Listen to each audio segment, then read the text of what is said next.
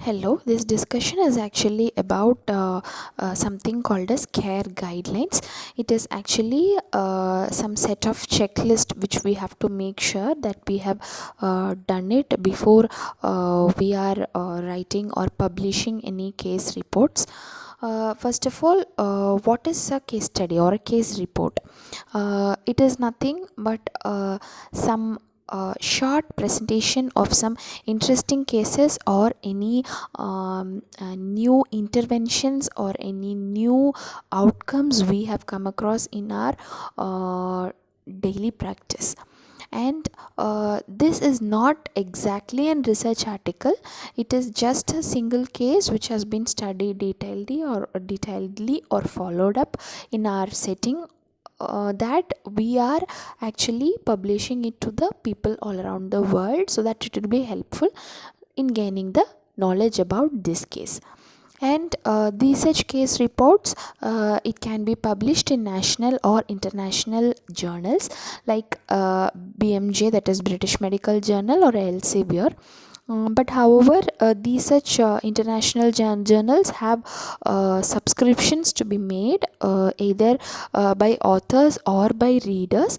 For example, for BMJ it comes around 400 euro per annum. But however, if we are working or studying under some renowned institutions, we can check for whether the institute has subscribed for the journals, so that we can publish or we can read the articles from those journals. And regarding case report, there are maximum 4 authors allowed, and these authors should contribute individually in this article, not just in the patient care. Now, going on into the guidelines, care guidelines is actually standing for case report. Okay, and it goes by the title. We'll be seeing one by one in the same order as it is present in a case report. It is actually the title which should be very short and straight. It should include the diagnosis or intervention what we are concentrating on this study, followed by the words like case report, interesting case, like that. And then we have the keywords with 2 to 5 words about how to identify the diagnosis or the intervention which is being said in the case report. These keywords are important because if someone, for example, in PubMed goes and searches for any word, the keywords of each article will be analyzed by the search engine and then displayed, then those related studies will be displayed. So we have to give 2 to 5 appropriate keywords to identify our case report in such search engines. Then we have abstract. Actually, it is ideal to during preparation, it is ideal to write the abstract at the end of our conclusion. And this abstract is very important because if someone is searching for some topic or some case, then this abstract is the gist of the total case.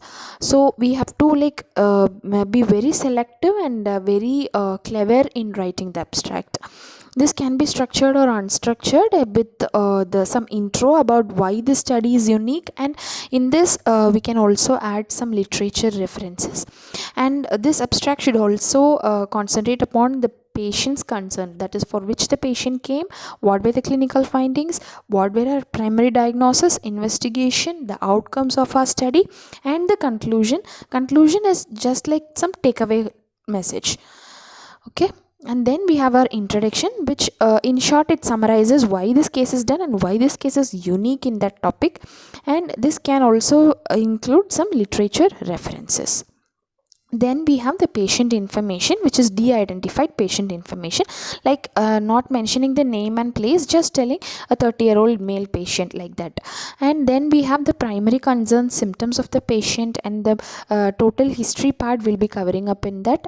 All this is coming under the introduction part. Okay, if the case is very short, we can make this all into the introduction part. And the past interventions and outcomes of the patient, we can also say in this patient information. And the clinical findings, this may include the physical examination and the clinical examination. And then we can to be more precise, we can also like mention the timelines of when we started seeing the case, what were the interventions done at what stage of the disease for that patient, and what were the outcome, what were the follow-up. So that timeline we can include in, and it will be more catchy if we include it in form of tables or figures. And then we have the diagnostic assessment of what were the diagnostic methods used, and the diagnostic challenges which we faced, and also the alternative or supplemental diagnosis which we got during studying this case. And also we can tell about the prognostic characteristics of the diagnostic tests done. And then we can concentrate upon the therapeutic interventions, like what type of therapy was done, like in what way, the dose, strength, duration, everything, and what changes in the therapeutic interventions. Like for example, if we are changing or deviating or adding some new things into the standard treatment protocol, we have to justify that why we have done that, and what measures you have taken to protect the patient from any hazards of changing the intervention. And then we have the follow-up and outcomes, and that is the clinician and the patient associated outcomes, what they got from the study. And very importantly, we have to tell about the follow-up diagnostics and some test results which we obtained during the follow-up. And then we can tell about how this disease was assessed and how the tolerability was, and those things we can tell in this. Adverse and unanticipated events, like unexpected extra events which we noticed, we can include in this. And then comes the discussion part. Finally, this part is also very important, and we should be careful while writing this. And this is the detailed outcome of what we got from the study. This first we can tell about the strength and limitations of our approach to that particular case. And we can also add up some medical literature relevant to this. And we should have a good rationale for your conclusion. And in one line we have to conclude, without any references, we have to conclude what we got from the case which has been reported. And then some optional things like patient's perspective about the treatment, and informed consent in case of any clinical case reports, that also we can include. So as a gist, we have to verify our case report after preparation, like title, keywords, and abstract. Then usually all the case reports, like they have introduction, patient information, and the so-called clinical findings, timelines, the diagnosis done, the therapeutic interventions done, follow-up, discussion, conclusion, like that it goes. And this, I hope this video was helpful for those who are looking up for some short and simple checklist for writing a case report.